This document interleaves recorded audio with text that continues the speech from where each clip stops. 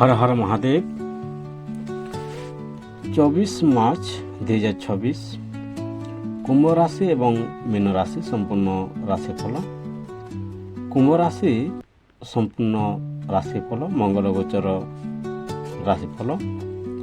ଏହି ସମୟରେ ମଙ୍ଗଳ ଗ୍ରହ ଆପଣଙ୍କୁ ଶକ୍ତି, ସାହସ, କାର୍ଯ୍ୟଶୀଳତା ଦେବ, କିନ୍ତୁ ତରାତୁରି ଓ କ୍ରୋଧ ନିୟନ୍ତ୍ରଣ କରିବା ଦରକାର। ନିଜ ପ୍ରୟାସରେ ବଡ଼ କାମ ସଫଳ କରିପାରିବେ। ଏହି ସମୟରେ ମଙ୍ଗଳ ଗ୍ରହ ଆପଣଙ୍କୁ ଶକ୍ତି, ସାହସ, କାର୍ଯ୍ୟଶୀଳତା ଦେବ, କିନ୍ତୁ ତରାତୁରି କ୍ରୋଧ ନିୟନ୍ତ୍ରଣ କରିବା ଦରକାର। ନିଜ ପ୍ରୟାସରେ ବଡ଼ କାମ ସଫଳ କରିପାରିବେ। କର୍ମ ଓ ବ୍ୟବସାୟ କାର୍ଯ୍ୟକ୍ଷେତ୍ରରେ ଅଧିକ ପ୍ରେସର ରହିପାରେ, କିନ୍ତୁ ଆପଣ ସେଥିରେ ସଫଳତା ହେବେ। ନୂଆ ପ୍ରୋଜେକ୍ଟ ବା ଦାୟିତ୍ୱ ମିଳିପାରେ। ବ୍ୟବସାୟୀମାନେ ଦୃଢ଼ ନିଷ୍ପତ୍ତି ନେଲେ ଲାଭ ପାଇପାରନ୍ତି। କର୍ମ ବ୍ୟବସାୟ କାର୍ଯ୍ୟକ୍ଷେତ୍ରରେ ଅଧିକ ପ୍ରେସର ରହିବ, କିନ୍ତୁ ଆପଣ ସେଥିରେ ସଫଳତା ହେବେ। ନୂଆ ପ୍ରୋଜେକ୍ଟ ବା ଦାୟିତ୍ୱ ମିଳିବ। ବ୍ୟବସାୟୀମାନେ ଦୃଢ଼ ନିଷ୍ପତ୍ତି ନେଲେ ଲାଭ ପାଇପାରନ୍ତି।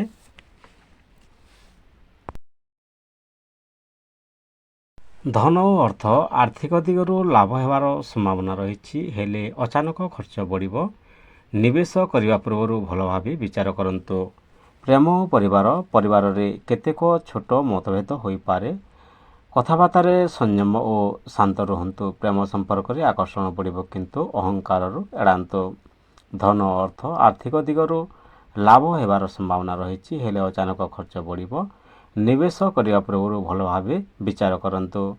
ପ୍ରେମ ଓ ପରିବାରରେ କେତେକ ଛୋଟ ମତଭେଦ ହୋଇପାରେ। କଥାବାର୍ତ୍ତାରେ ସଂଯମ ଓ ଶାନ୍ତ ରୁହନ୍ତୁ। ପ୍ରେମ ସମ୍ପର୍କରେ ଆକର୍ଷଣ ବଢ଼ିବ, କିନ୍ତୁ ଅହଙ୍କାରକୁ ଏଡ଼ାନ୍ତୁ।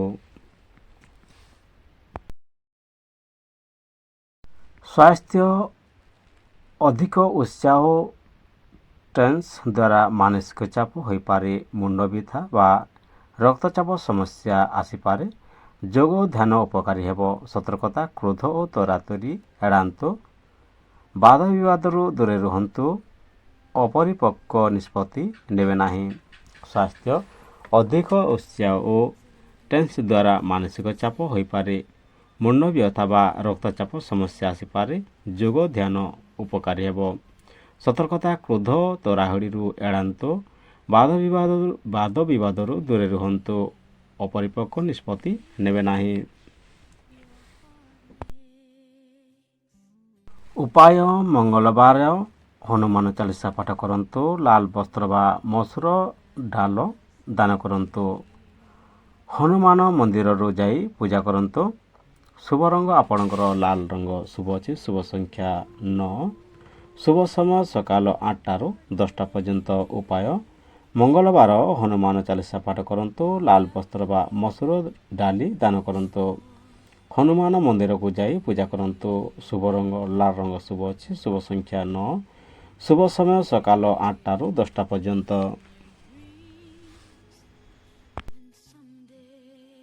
ମୀନ ରାଶି ମଙ୍ଗଳ ଗୋଚର ସମ୍ପୂର୍ଣ୍ଣ ରାଶିଫଳ। ଏହି ସମୟରେ ମଙ୍ଗଳ ଗ୍ରହ ଆପଣଙ୍କ ମନୋବଳ ଓ କାର୍ଯ୍ୟଶକ୍ତିକୁ ବଢ଼ାଇବ।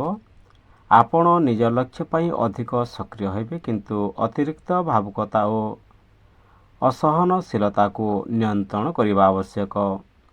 ଏହି ସମୟରେ ମଙ୍ଗଳ ଗ୍ରହ ଆପଣଙ୍କ ମନୋବଳ ବା କାର୍ଯ୍ୟଶକ୍ତିକୁ ବଢ଼ାଇବ। ଆପଣ ନିଜ ଲକ୍ଷ୍ୟ ବା ଅଧିକ ସକ୍ରିୟ ହେବେ, କିନ୍ତୁ ଅତିରିକ୍ତ ଭାବୁକତା ଓ ସହନଶୀଳତାରୁ ନିୟନ୍ତ୍ରଣ କରିବା ଆବଶ୍ୟକ।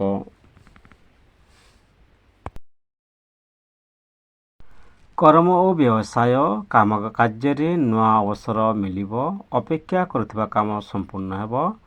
ବ୍ୟବସାୟୀମାନେ ନୂଆ ଡିଲ୍ ବା ଯୋଜନା ଆରମ୍ଭ କରିପାରନ୍ତି। କର୍ମ ବ୍ୟବସାୟ କାମ କାର୍ଯ୍ୟରେ ନୂଆ ଅବସର ମିଳିବ। ଅପେକ୍ଷା କରୁଥିବା କାମ ସମ୍ପୂର୍ଣ୍ଣ ହେବ। ବ୍ୟବସାୟୀମାନେ ନୂଆ ଡିଲ୍ ବା ଯୋଜନା ଆରମ୍ଭ କରିପାରନ୍ତି। ଧନ ଓ ଅର୍ଥ ଆର୍ଥିକ ଭାବେ ଲାଭ ହେବାର ସମ୍ଭାବନା ରହିଛି। ଅଟକିଥିବା ଧନ ମିଳିବ, କିନ୍ତୁ ଅନାବଶ୍ୟକ ଖର୍ଚ୍ଚ ବଢ଼ିବା ସମ୍ଭାବନା ରହିଛି। ପ୍ରେମ ଓ ପ୍ରେମ ଜୀବନରେ ଆକର୍ଷଣ ବଢ଼ିବ। ସମ୍ପର୍କରେ ନିକଟତା ଆସିବ। ପରିବାରରେ କେତେକ ଭାବନାତ୍ମକ ଆଲୋଚନା ହୋଇବ, ଯାହାରେ ଧୈର୍ଯ୍ୟ ଦରକାର। ଧନ ଓ ଅର୍ଥ ଆର୍ଥିକ ଭାବେ ଲାଭ ହେବାର ସମ୍ଭାବନା ରହିଛି। ଅଟକିଥିବା ଧନ ମିଳିପାରେ, କିନ୍ତୁ ଅନାବଶ୍ୟକ ଖର୍ଚ୍ଚ ବଢ଼ିବା ସମ୍ଭାବନା ମଧ୍ୟ ରହିଛି। ପ୍ରେମ ଓ ପରିବାର, ପ୍ରେମ ଜୀବନରେ ଆକର୍ଷଣ ବଢ଼ିବ, ସମ୍ପର୍କରେ ନିକଟତା ଆସିବ। ପରିବାରରେ କେତେକ ଭାବନାତ୍ମକ ଆଲୋଚନା ହୋଇପାରେ, ଯାହାର ଧୈର୍ଯ୍ୟ ଦରକାର।